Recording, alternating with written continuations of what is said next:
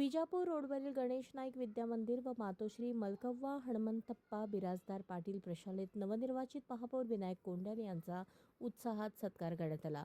यावेळी महापौरांनी विद्यार्थ्यांशी मनमोकळा संवाद साधत त्यांच्या कलागुणांचे कौतुक केले।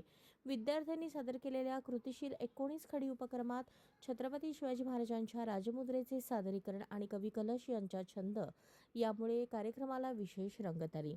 यावेळी माजी आमदार शिवशरण अण्णा बिराजदार पाटील यांनी कोंडाल यांच्या कार्यपद्धतीचे कौतुक करत त्यांच्या नेतृत्वाखाली सोलापूरचा विकास वेगाने होईल असा विश्वास व्यक्त केला।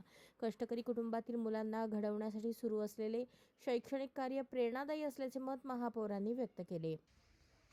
शिवशरण अण्णा असतील, माझे वडील असतील, त्यांचे आमचे संबंध हे 35 ते 40 वर्षापासून माझ्या वडिलांचे आणि त्यांचे या ठिकाणी संबंध आहेत। अण्णा या ठिकाणी मी प्रथम या ठिकाणी नगरसेवक झालो असताना 2007ला वयाच्या 21व्या वर्षी या ठिकाणी नगरसेवक अपक्ष म्हणून मी निवडून आलो।